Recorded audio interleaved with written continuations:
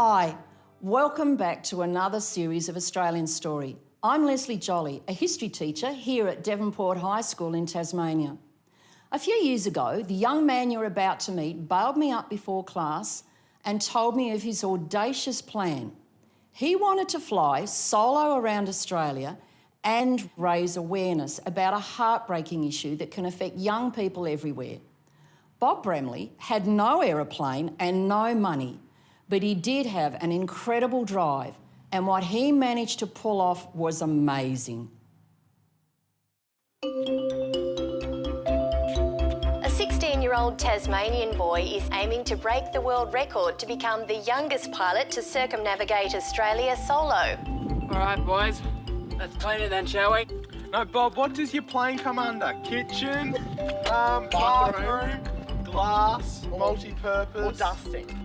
I've never really met a guy quite like Bob, you know, especially a 16-year-old that just seems so much older than his years. Surviving Turbulence stands for everything that I've worked for over the last few months. I just saw this great energy, this kid that just realised that everything was in front of him and he could achieve anything. Careful around the stickers because I don't know how they're going to go yet. When the original idea for this trip came up, it purely was I wanted to break a record, but it quickly developed into more. I almost lost 2 friends to suicide, so it made sense to do it for a cause that I was passionate about.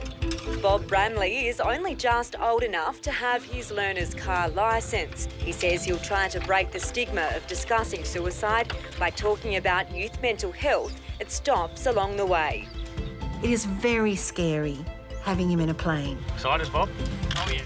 But as parents, we had to work through that journey of letting go, of letting Bob have a go to try it. Any last words, Mum? Come back, yeah. What we do is risky. You know, there's never anything easy about flying. It's really happening. You know, I've never tried to achieve something this big before. You know, what if it doesn't work? What if something goes wrong? Clamp her up. But this is something I have to do as a person.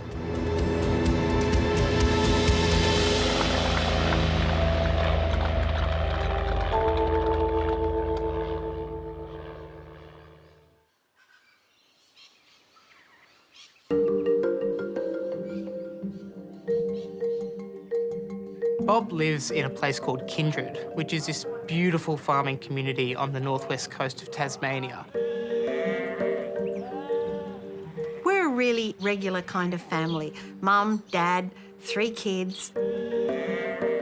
We've got some sheep and we mostly do crops, pyrethrum and poppies. There's so much to do. You know, there's plenty of land to be camping on, you know, dams to be kayaking and swimming on. Jump on the bike, just go around the farm a little bit. Apart from that, there's always little jobs here and there that have to be done. Bob is an ordinary 16-year-old country kid from Tassie. But he's just passionate about anything he applies himself to. No matter what he does, he goes out and gets it. I'd always had an interest in aviation and flying and whatnot, but I was about 11 years old when I realised that's sort of what I wanted to do and set my goal to become an airline pilot. Bob was only 15 when he first came along to learn to fly. Was it full hour? That's exactly now, yeah. It wasn't an easy path to follow, but he had the enthusiasm and he was a naturally talented pilot. Devonport traffic, good afternoon. Jabiru 7179 is currently 10 miles to the west of the field. I hopped into this aircraft and it was my first ever opportunity at taking control of a light aircraft. It was just the most amazing, surreal experience. There's no words that can describe it. 3000, inbound and on descent. I went on the very first flight that he could do with a passenger, and I think I went on record saying he's a better pilot than he is a driver. My cheeks are sore from grinning. My eyes are leaking. It was fantastic. It was really, really good. So proud.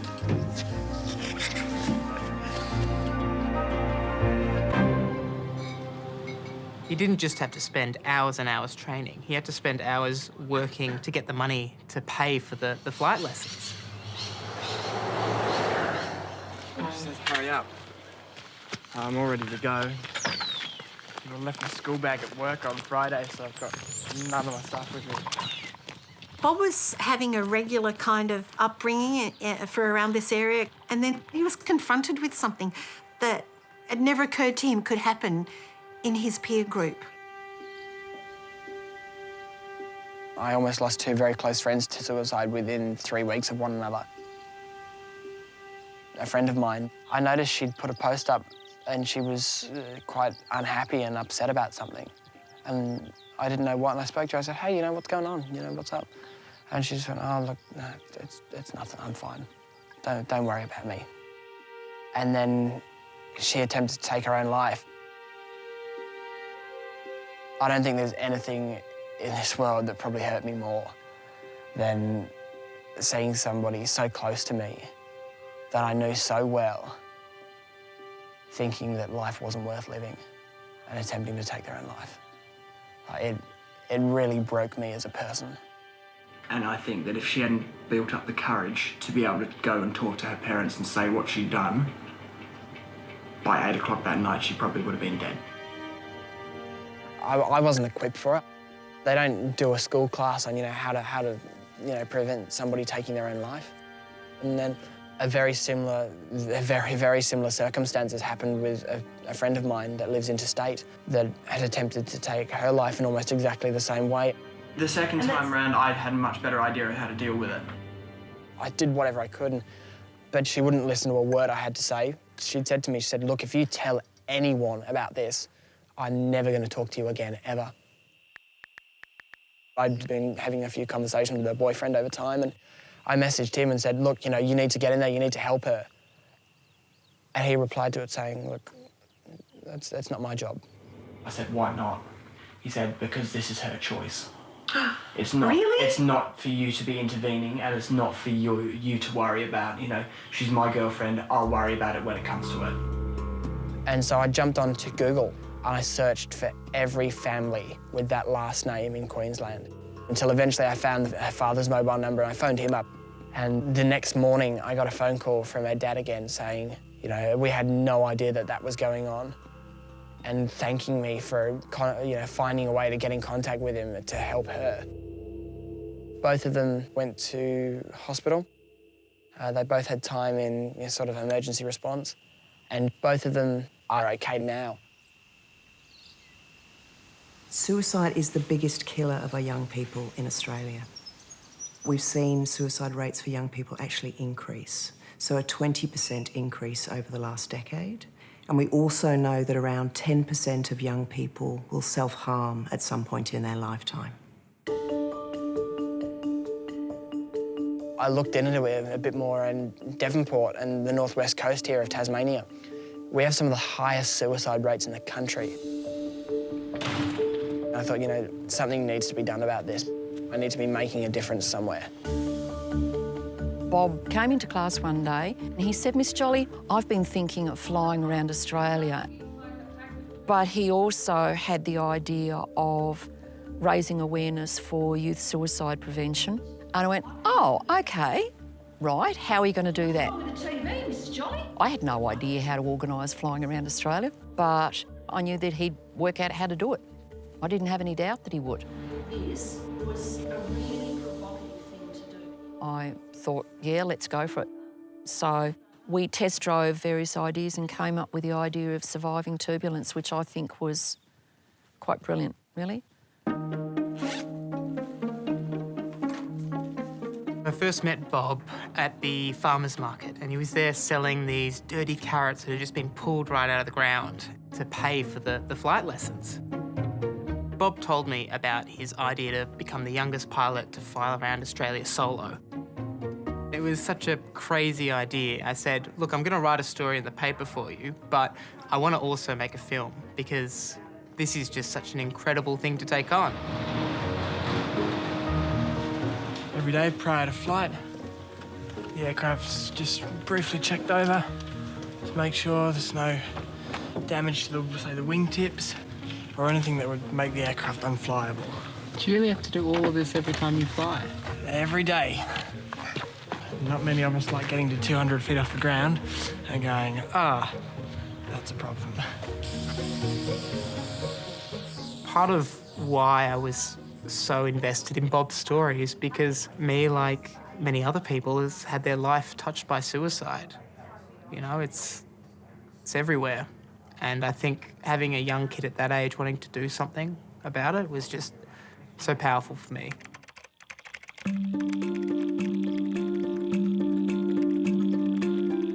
The idea of flying around Australia, it's not just technically challenging, it's also expensive, you know? You need thousands of dollars, you know, you need a plane.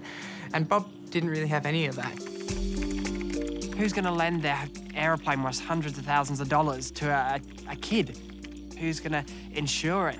How am I going to get fuel? How am I going to find somewhere to stay? You know, there's so many things. So today we've got a teleconference meeting with the head of sponsorship and the head of marketing for Westpac. There'd just been like this 2-month period where no one had wanted to get involved. My name's Robert Bramley. I'm from Scouts Air Activities Tasmania. And then Westpac got involved and as the major sponsor and gave $15,000. So there we go. We can pay for the aircraft now. That's big relief. This great community of people came round and started to back him. From the Aero Club, the Farmers Inu, to the Scouts. We now have 4 weeks and 6 days to go, so it's getting very much down to the crunch. I have one last thing to do with my training, and we now have an aircraft confirmed as of this afternoon. So all is set and ready to go. Righto, so you've got to get permission to come in here. Bob had to do a lot of work to prepare for this. Thing of potential aircraft that are going to arrive. He had to get the appropriate licences, he had to do the navigation studies. So when you're planning into controlled airspace, you would generally try and plan via a VFR approach point. The vastness of Australia will be a challenge you need to come to grips with. And along with that is the different weather. Thunderstorms have the capacity to pull an aeroplane apart. They just they're so powerful. 9 out of 10 people say to me, aren't you worried that Bob's going to go off and fly around Australia? No, because it's something Bob really wants to do. And he's training hard for it. And if he makes the worst mistake, he'll be doing something he loves, won't he? And he'll have done more already in his short life than lots of adults will have ever dared to do. He's still on his L plates on the ground, but a 16-year-old Tasmanian boy has his sights on breaking a flying record. Bob Bramley hopes to beat the previous record of Hobart pilot Oliver O'Halloran, who was 17 when he became the youngest pilot to circumnavigate the country in 2017. At the time, I was 16 and 9 months, which gave me 4.5 months to fly the 15,000 kilometres around Australia and to break Ollie's record. To add to the challenge, there was a younger guy in Queensland named Liam Murray, who was also out to get the record, who I didn't think his record would qualify. That's it. Hey! 2 days and he will be gone for 3 weeks and will hopefully be back. If he's not... Yeah, Bob, if you're not, I'm in the wheel, aren't I? No, you're not in the wheel. Ah, what a shame. Well, apparently I'm not the wheel. Yes. Latham and Sam, my 2 best mates. It's always been the 3 of us through school and through Scouts. I mean, at least he did a good job of hiding all this from Mum. I think if I ever felt that low and needed support, I think they'd definitely be the boys that I'd go to see, and the ones that I think would be there to support me and to help me through it. I found the most, glorious toilet paper, very, very cheap. 4-ply, yes! 4-ply and it's scented. Scented and it was $5.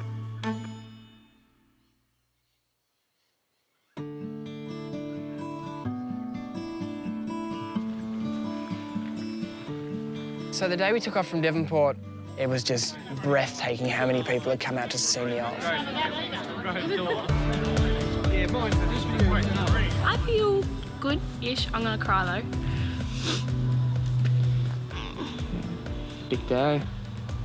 He can do it though. He can do it. I actually hope he makes it back. We all love Bob, though we don't usually say it. The teenager will travel to the furthest corners of the country to talk about suicide prevention. Thank you again to everyone that's come out today. Surviving turbulence isn't me, it's not the plane, it's everybody. It's the community getting behind us all. Thank you. Don't die on us, Bob. Yeah. Alrighty. Let's do it.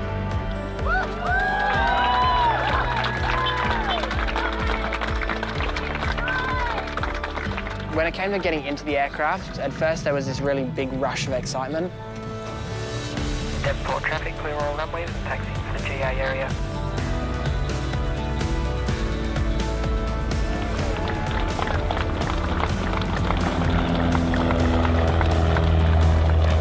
When I finally took off, I got 100 feet off the ground and it just hit me like a wave. It's just ecstatic.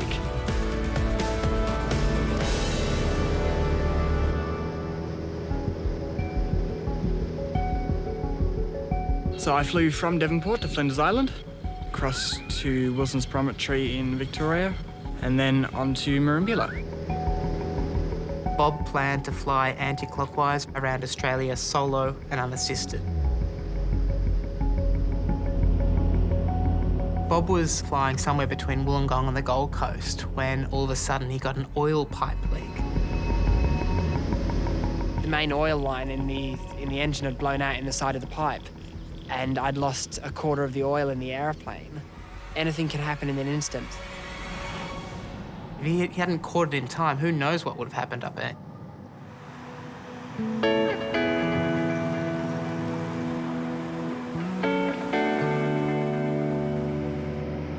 I really wanted to capture not just what he did in the air, but the people he met along the way and hear a lot more of those stories. I'm going to give you a hug because I'm sorry. I'm so proud of you, mate. Like, no, thank seriously, you. You're either nuts or you've got a good cause, which I think is the heart. It's both. The plan was particularly to reach out to scout groups, to share that message around youth suicide prevention and say, look, we can help you if you're struggling. You know, we've got the support networks in place to be able to help you. Thank you all very much. We have teenage sons and youth suicide is prevalent in their circles as well. So when we looked at his journey and what he was doing, we just thought we'd support this young man who's trying to bring a bigger voice to it.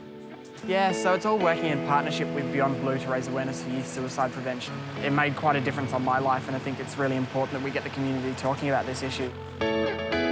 I'm joined tonight by Bob Bramley. For us, the main message is for you guys to be able to connect with your friends and family if you're feeling down. Haley. Madison.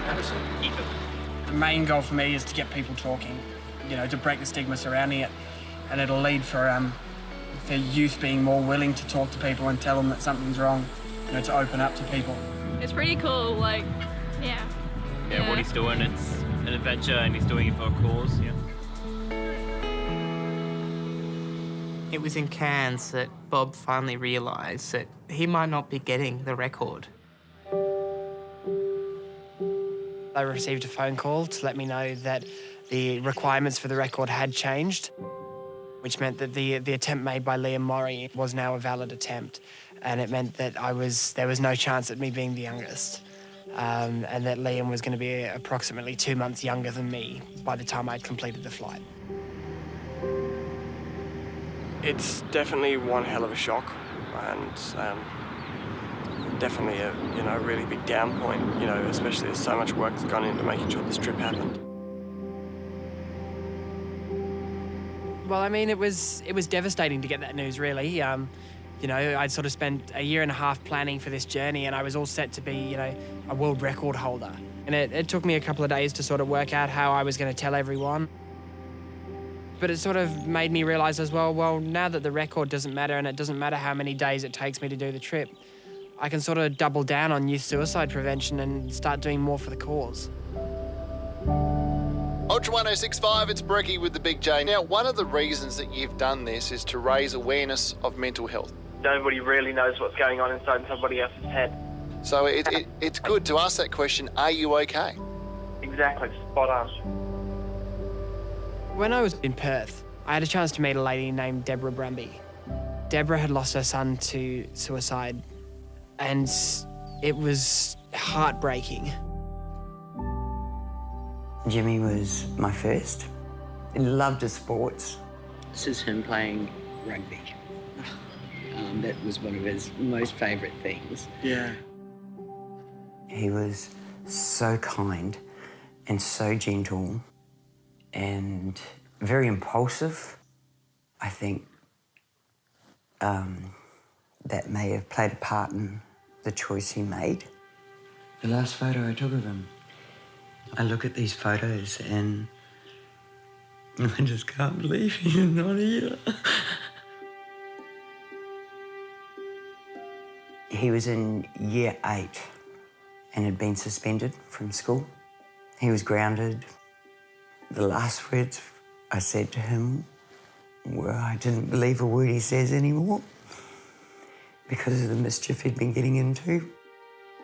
She told me about the day she lost her 13-year-old son. Just an awful, sudden moment. Happened so quickly everything changed. And she reckons the instant her son decided to take his life was the instant he regretted it.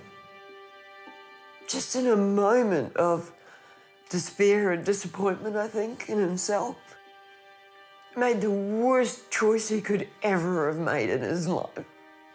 That this isn't a choice to make. Not for a teenager or a young person. Once you make this choice, there's no coming back. Deborah was someone that really showed what happens to the people left behind by suicide. To show that pain that never really goes away and just permeates every part of your life. I walked out of that interview and just really showed to me why Bob's trip was so important.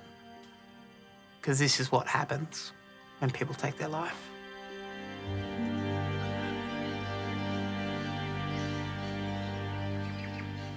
With what you're doing, you're not going to know how many. That's exactly right. You know, it's not going to be a number. You can never know.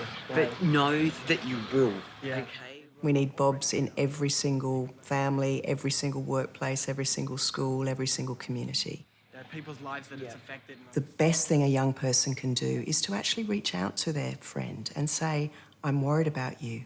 I've noticed these things. I care about you and I want you to live. How can I help you? And then the most important thing to do is to stop and listen. Don't try and solve their problems for them because that's not your job as a young person or a friend. But actually just listen. Call Beyond Blue or Lifeline together. Encourage your friend to go and talk to their parent or their teacher about it. We just need to stop these kids That's it.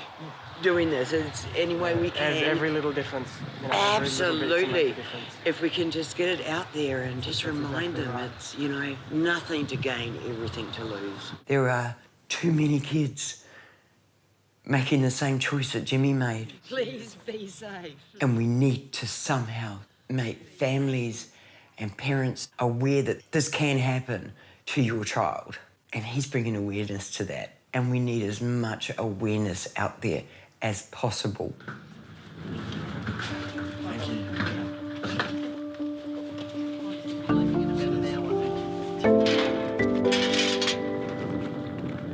Today's the final day in the mainland, so from here down to Tassie. It'll be good to be home, but it'd be nice to keep going.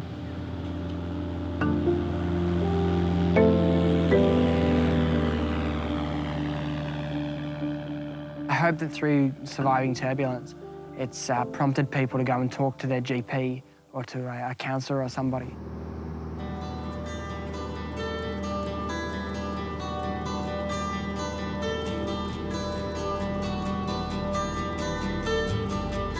Big day today, my boy's coming home. I'm just excited, pleased, relieved that it all went safely. He's been 2 weeks off school, so he has a load of homework to catch up on. So he's coming down to land at about 11 o'clock today, and everyone's just pumped. Roll here, ready for him. I'm not going to let go. I'm going to be clinging on to him the whole entire time.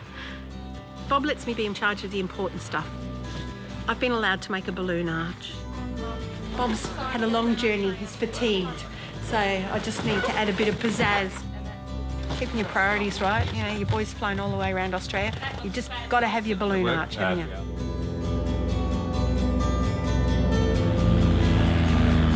The 3 weeks and 15,000 kilometres of flying leading to this, an aviation celebration as Bob Bramley completed his solo circumnavigation of Australia.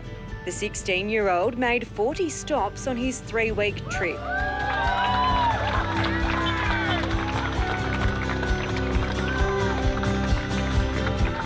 Absolutely amazing. It's been one hell of a journey, that's for sure, you know. So we had very good weather all the way, navigated beautifully, and arrived on time. While he's just missed out on the record, Bob isn't letting the setback clip his wings.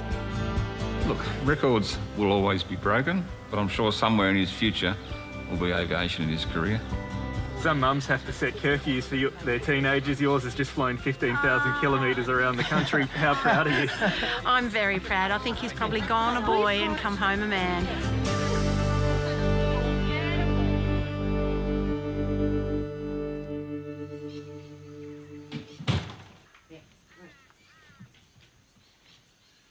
Back to the real world today, unfortunately.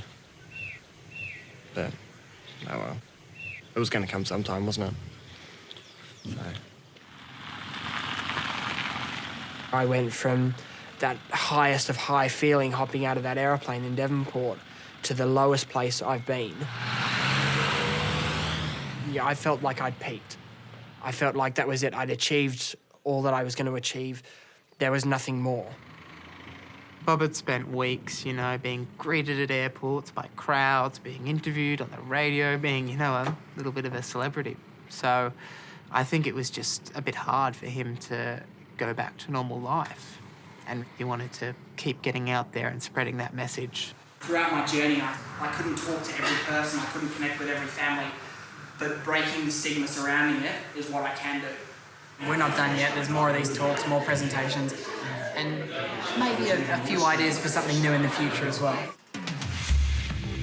Tonight, shut down. The impact in Tasmania has left many in shock. When COVID hit in March, every single one of those planned talks, those planned conferences that I was going to be going to was stopped. Going into year 12 and going into next year, my future's always been aviation. It became very apparent very quickly that the opportunities for a career in aviation in the next 5 years were dwindling very quickly. So for me, my mental health got particularly bad. You know, drink? Yeah, shout. Cheers, big man. It came down to my mates being there for me, to Latham and Sam being there to support me, and to realising that I was that bad. And it came down to me being at work one night and Latham coming in and seeing me there just miserable. Sometimes it's me, sometimes it's you. It's never Bob. And he said, right, let's go, let's organise something, let's all meet up, let's all catch up. Right, you got tiny thighs. Yeah, it's all about the long legs. It's those mates that help you to move forward. It was my mates that helped to bring me out of it. This is like defying the odds here, boys. We've seen far more young people reach out to Beyond Blue in the last few months than we've ever seen. Studies are showing that around 75% of young people are reporting their mental health has been affected by the pandemic. Do they mar or do they bar? That. What I would say to anybody that was trying to help their friend is that there's no one simple solution. It was COVID stuff. There's no one thing that you can say to this person that'll make it all better, no one thing that'll help to bring them back from the edge. Be there for that person. Show them that they have your full support. Show them that people care about them. And show them that they matter.